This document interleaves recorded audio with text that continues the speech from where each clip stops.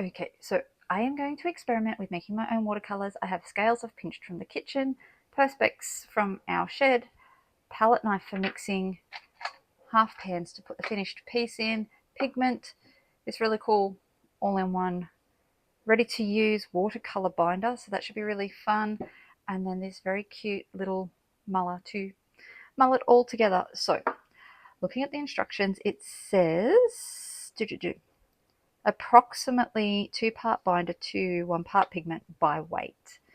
And my pigment is like only, I think it's like a 10-gram thing. There doesn't look like a lot of weight there.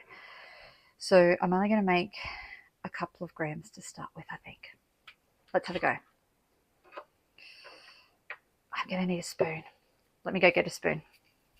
Okay, spoon. It's a disposable one, so I'm not using any of my good ones. So I feel like I'm not going to need an amount. These aren't the most accurate scales, so I definitely, if I do this more, I definitely want to get some proper scales. That's feeling like a lot already. Oh, shivers. 3 and 4. Now I've gone too far. I only wanted... So my scale isn't super accurate.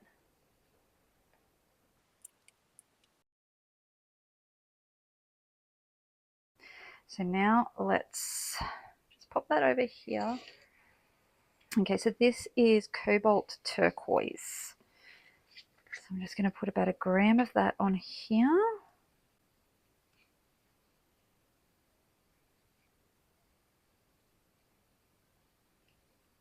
Yeah, it's fairly fine. All right, just do a little bit more.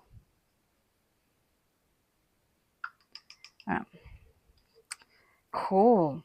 I'm going to put the lid on that and on the mixer so that I don't spill everything everywhere, which would not be good. Okay, put those over there. All right, let's move the scale out of the way. Okay,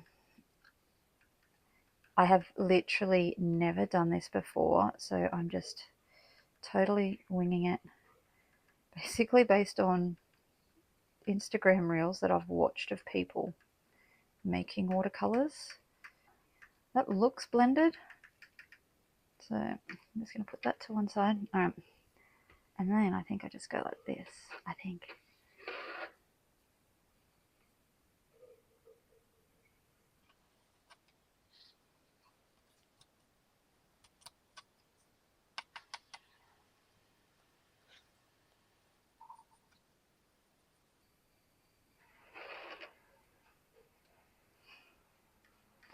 That's a really strange feeling. It very much suctions onto the thing.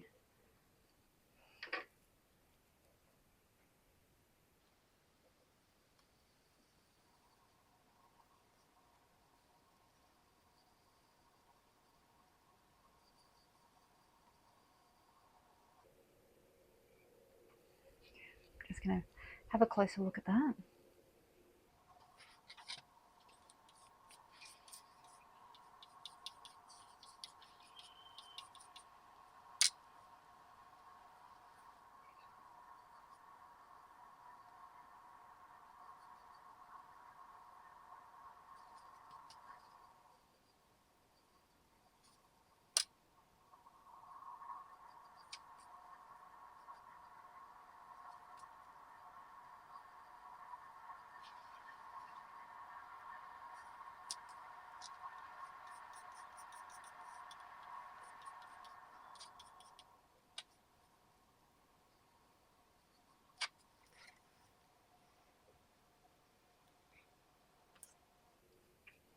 Okay, that's looking fairly smooth. I actually don't know whether this binder really needs a lot of mixing, but anyway.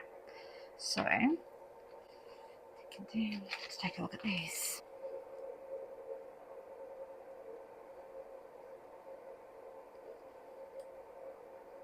Oh, goodness. I feel like there has to be an easier way to do this. I don't know. Am I missing a step? If you've made watercolors before, let me know. Let me know what I'm doing wrong. I probably should Google slightly more than just go, oh yes, this, and let's hope for the best. Okay, so that one's basically full. See, I also don't know quantities, so 3 grams, 2 grams of binder and 1 of pigment isn't going to quite give me 2 pans, is it?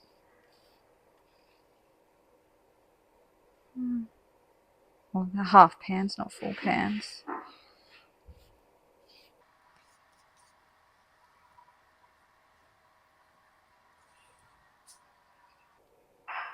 Oh, actually, it's going to go really close, I think.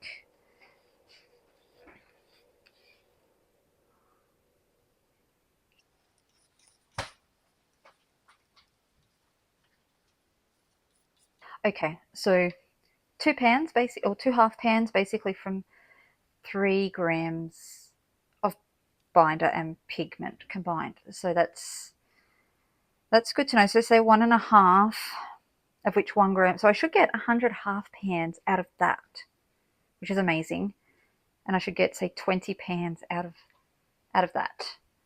So that's fun. I am going to clean that up. I do have other pigments. I have also got a purple lamp. Oh no, sorry, Mars black. I got some slate grey, cadmium yellow pale, and then I also got some white shimmer powder. So I'm super excited. I chose these colors because I'm making a small collection based on my podcast logo, and so I'm going to be sending one of these to my podcast partner and one to our enabler. So I'm super excited to get stuck in and have a play and see how these paints work. I will, however, first let these 2 dry. I'm going to clean all this up, let these 2 dry, and then I'm going to test them out before I get stuck in and make all the paints. So let's clean up, we'll set them aside, and then I'll report back later. Before I clean up the board, I actually just thought I have my scrap box here that I want to, not my scrap box, like my commonplace book. But I definitely want to just add some of these. Obviously, it's not going to look great because I haven't added water, but I've got the colour on there.